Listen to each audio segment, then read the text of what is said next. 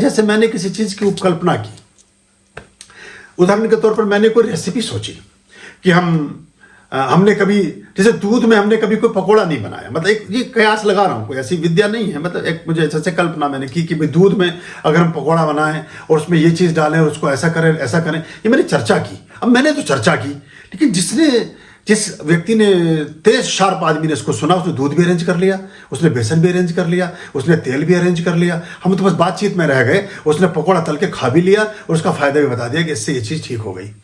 पश्चिम के जगत ने सिर्फ ये किया कि जो विद्या लिखी थी उसको परीक्षण में चले गए। हमारे यहाँ तो आज भी परीक्षण की कोई व्यवस्था नहीं है। हम बहुत सारी चीज़ों के लिए अगर हम परीक्षण करें, लोगों का समय का सहयोग तक नहीं है, बाकी धन और बाकी चीज़ें तो छोड़ दीजिए आप। सिर्फ व्यक्ति आके खड़ा हो जाए कि तुम 10 घंटे या 4 घंटे ये अग्निहोत्र चल रहा है, तुम्हें 4 घंटे कुछ भी नहीं करना है, सिर्फ अग्निहोत्र के सम्मुख बैठे रह करके इस बात का परीक्षण करना है। उतने समर्पण के लोग भी ना के बराबर हैं कि हमारा कोई भी अपना देयर फॉर नहीं है, हमारा कोई भी संकल्प और प्रकल्प नहीं है, हमारी कोई भी इच्छा और आकांक्षा नहीं है। जहाँ ड्यूटी आपने लगाई हम वहीं खड़े रहेंगे, जो काम हमने किया हम वही करते रहेंगे। तो वो जो पेशेंस है, धर्म के 10 लक्षणों में धृति धीरज का स्थान सर्वोपरि है। हमारे पेशेंस नहीं है, हमारे लोगों का डेडिकेशन कम है, ना के बराबर है। तो अगर हम इस पर ध्यान दे पाएं, और हिंदुओं में मुझे बड़े अफसोस से कहना पड़ता है कि उस तरह के जुड़ाव बहुत कम है, जिसमें हम ये तो चीज़ें जो भी मिशन है। जब क्रिश्चियनिटी में कोई लड़की नन बनती है तो वो एक संकल्प उठाती है कि मेरा विवाह जैसे जीसस क्राइस्ट से ही हो गया है, जैसे मेरे पिता जीसस क्राइस्ट ही हैं, जैसे मेरे पुत्र जीसस क्राइस्ट ही हैं, जैसे मेरे भाई जीसस क्राइस्ट। वो सब कुछ जो भी रिश्ता अब मैं जीवन में सोचूंगी वो सिर्फ जीसस क्राइस्ट से सोचूंगी, और उनकी कही गई शिक्षाएं और मेरे धर्म के जो संदेश होंगे वही मेरे जीवन का आधार होंगे। चाहे मैं संपन्न रहूं, चाहे मैं विपन्न रहूं, चाहे मैं रोगग्रस्त हो जाऊं और चाहे मैं स्वस्थ और सुखी रहूं। गूढ़तम गहनतम डिटर्मिनेशन के साथ वो अपने धर्म के पथ पर अग्रसारित होते हैं और आगे चलते हैं। हमारे इस मिशनरी भाव का एक अभाव है। कितना भी चीज़ों की सुविधाओं की उसकी बात आप करें, लेकिन हम अभी कहीं पीछे हट जाते हैं।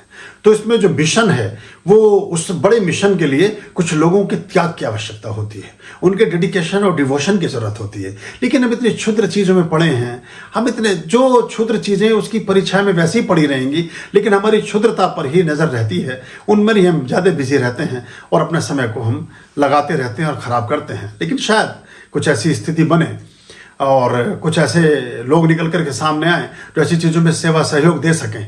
सेवा सहयोग मतलब अपने समय का ही सहयोग दे सकें, तो इन चीज़ों को और बेहतर कर पाएंगे और अच्छा होगा। ये खास तौर से ऐसे कुछ और भी चीज़ें हैं जिनके बारे में मैं बताऊंगा, जो खास तौर से, जैसे कि मैंने बताया, मैं उसे कहीं मैं सुन के, अभी मैं रेडियो सुनता रहता हूँ, कभी कभी टेलीविज़न तो हमारे यहाँ है नहीं, रेडियो में मैं सुनता हूँ थोड़ा अपडेट रहने के लिए। उसमें बता रहे कि 1790 में भारत में भारतीयों को पता चला कि शिमला मिर्च होती है, 1720 में भारतीयों को पता चला कि मटर होती है। होता तो हमारे यहाँ सब कुछ था, लेकिन वो देसी भाषा थी हमारी, हम मुझे पता नहीं क्या बोल रहे थे। अब जब अंग्रेज आया तो उसने कहा this is peace, this is फला, दिस इज ढिमका, दिस इज ये, अब ये जो है आपकी ब्रोकली है, ये आपकी फलानी चीज़ है, ये आपके, तो उसने नाम लिखने शुरू किए। हमारे यहाँ तो 2500 साल से और 8000 वर्ष पुरानी जो, अब देखिए रेफरेंस से आप सिद्ध कर सकते हो, वरना तो सभी लोग कहते हैं ऐसे हाँक रहे हैं जी। अब मैं तो प्रूव करूँगा ना उसको।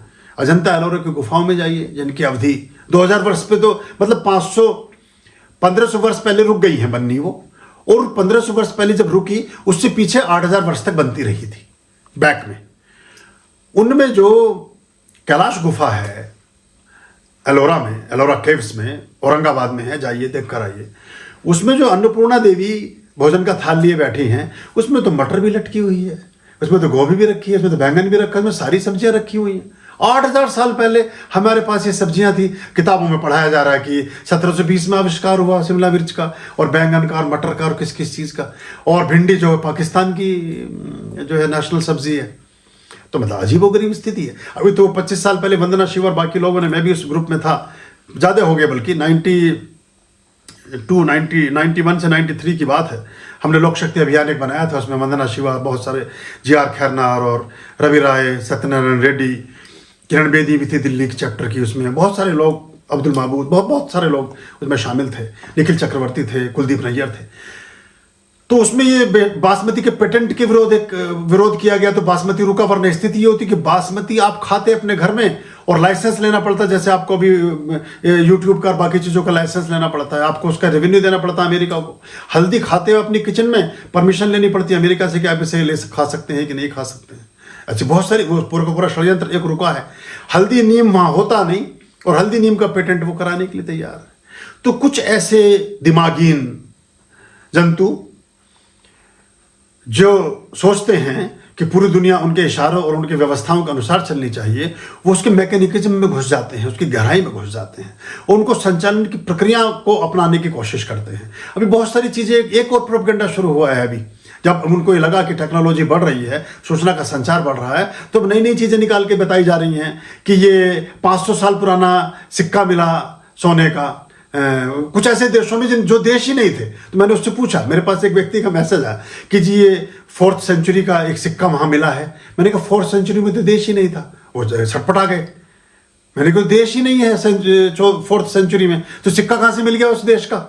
तो अब वो क्या कर रहे हैं, अब इसको थोड़ा पीछे डेटिंग में जाना चाहते हैं कि इसको कैसे हम हिस्ट्री को कैसे पलटे, क्या करें। लेकिन अब फ्रैंकफर्ट यूनिवर्सिटी जर्मनी में है, उसमें वो मान रहे हैं, मैक्स मूलर ने, सारे वैज्ञानिकों ने माना है जी कम से कम 10,000 साल पुराना तो ऋग्वेद है ही। अब 10,000 साल पुराना तो आपके पास विमान का। अब हमारे यहाँ समस्या क्या हो रही है, जैसे किसी चीज़ की विद्या में बताना चाहता हूँ या मैं कुछ कहना चाहता हूँ, आगे की रूपरेखा नहीं है, उससे आगे उस पर शोध की व्यवस्थाएं नहीं है, उसमें जुड़ने वाले लोग नहीं हैं, उस तरह के डेडिकेटेड और समर्पित लोग नहीं हैं। मैं तो अब यहाँ 12,000 जो बहुत सारी ऐसी चीज़ें, हमारे यहाँ नीम भी चल रहा है, नीम मसूरी में कभी नहीं हुआ। हमारे पीपल भी चल रहा है, पीपल मसूरी में होता ही नहीं है। हमारे यहाँ बहुत सारी ऐसी चीज़ें हो रही हैं जो मसूरी में होती नहीं है। लेकिन अब इससे और भी कुछ चीज़ें हो सकती हैं जिनको किया जा सकता है। तो ये अनवरत डेडिकेशन का एक विषय है और उसमें बहुत समर्पण और सहयोग की आवश्यकता है। लेकिन मैं आने वाले कुछ दिनों में आप लोगों के साथ कुछ ऐसी चर्चाएं करूंगा जो आपके बच्चों के साथ बैठकर आप उनसे एक हेल्दी डिस्कशन कभी कर पाएंगे और इससे हिंदुत्व को बल मिलता है और आपको पता चलना चाहिए कि आपके कितनी मूल्यवान विरासत के वंशज हैं, आपके कितनी हेरिटेज, आपका कितना रिच है, आप कितने मालदार रहे हैं बुद्धि के मामले में, आप धन के मामले में, आप वस्तुओं के मामले में, आप धातुओं के मामले में, सोना चांदी हीरे मोती के तो आपके वाहन रहे हैं। तो हमें कभी मानसिक रूप से अपने स्वाभिमान के तौर पर, अपने आत्मबल के तौर पर कभी दीन छीन नहीं होना है। संस्कृत को खत्म करने का साजिश यही थी कि संस्कृत को जानेगा ही नहीं तो पता ही नहीं चलेगा कि क्या क्या चीजें कहाँ कहाँ रखी हैं। संस्कृत को एक योजना के तहत मिटाया गया, गुरुकुलों को एक षड्यंत्र के तहत हटाया गया। हमारे लाखों गुरुकुल थे। अभी 1920 में कई लाख गुरुकुल थे और मतलब आप 1890 में कई लाख गुरुकुल थे और 1920 तक आते आते हजारों की संख्या में रह गए और आज आप देखेंगे तो गुरुकुल लगभग नगण्य हो गए हैं। क्योंकि पहले तो उस विद्या को हटाओ ना, उसके पढ़ने वालों को हटा दो, उनको खत्म कर दो, उन पुस्तकों को हटा दो।